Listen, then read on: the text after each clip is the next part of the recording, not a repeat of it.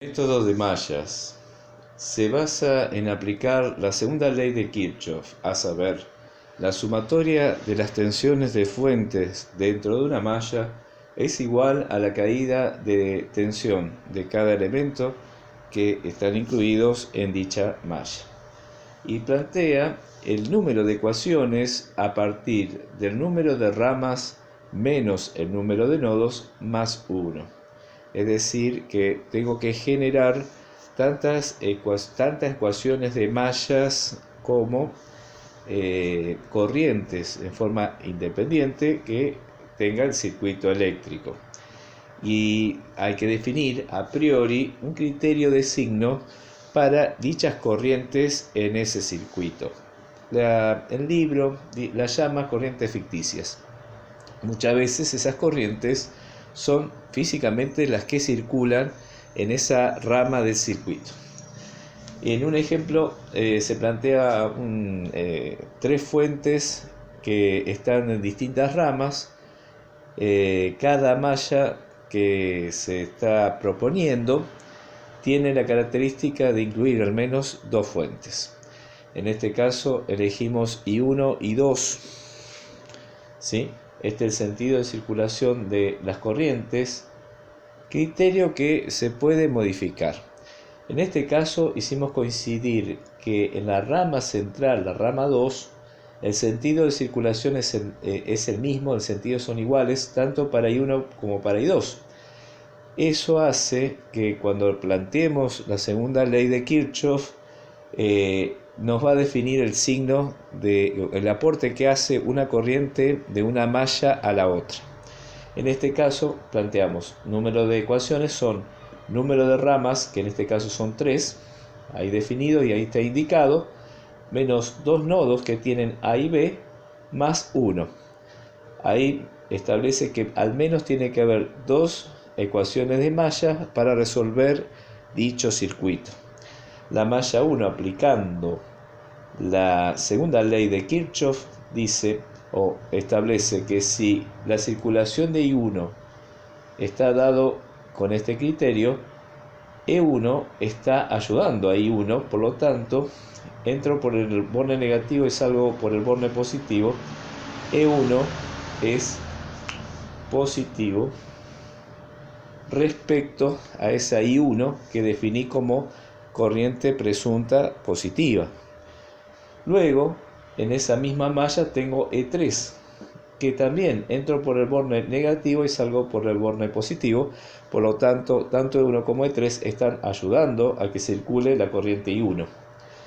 A su vez, la I1 genera dos caídas, en R1 y en R3. Acá está indicado, ya sacando factor común, ese producto de IR1 más I1 por R3, sacando factor me queda la suma de esas dos resistencias que físicamente están en serie desde este punto de vista, de esta malla.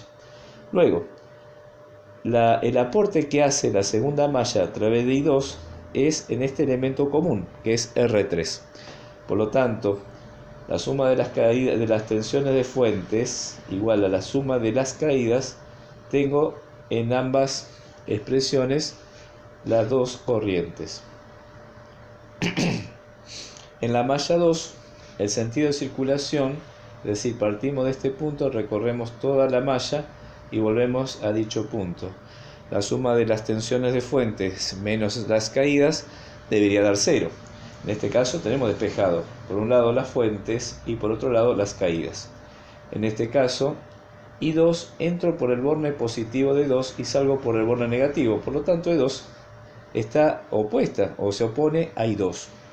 Luego, E3 está entrando, la corriente I2 entrando por el borne negativo y sale por el borne positivo. Por lo tanto, E3, como en el caso de la malla 1, E3 también es positiva.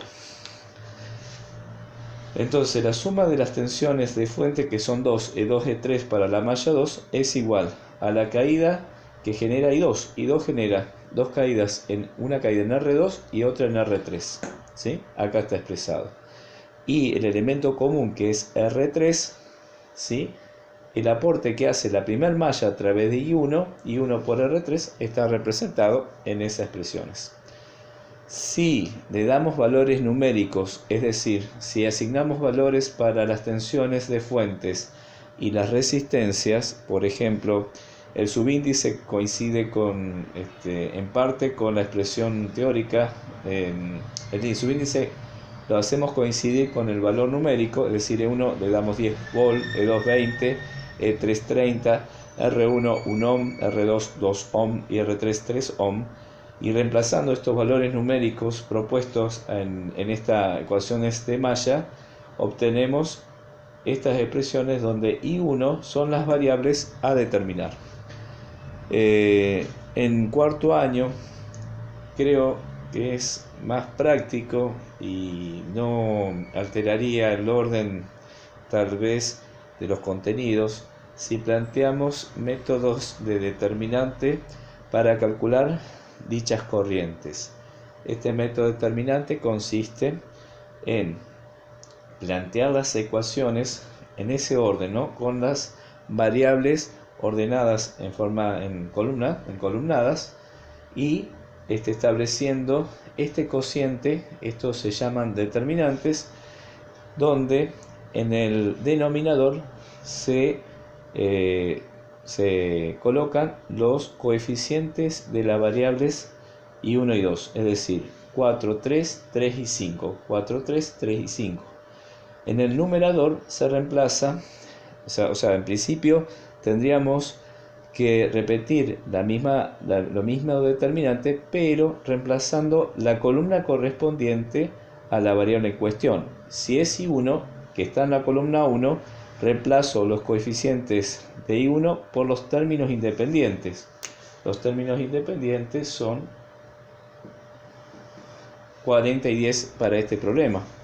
Entonces reemplazamos 40 y 10 en donde va 4 y 3 correspondiente al coeficiente 1 y realizamos este producto. La diagonal principal es 40 por 5 y se resta el producto de la diagonal inversa, o sea 3 por 10. Esto nos da en el numerador 40 por 5, diagonal principal menos diagonal inversa, menos 3 por 10. Esto me da un número positivo, puede ser positivo, negativo, incluso nulo. Acá me da 170 para el numerador, y el denominador, cuyos determinantes van a coincidir tanto para I1 como para I2, es 4, 3, 3 y 5, repito, son los coeficientes en ese orden como aparece en la ecuación. Va a ser 4 por 5 la diagonal principal menos la diagonal opuesta, 4 por 5 menos 3 por 3. Haciendo un cálculo, esto me da 11.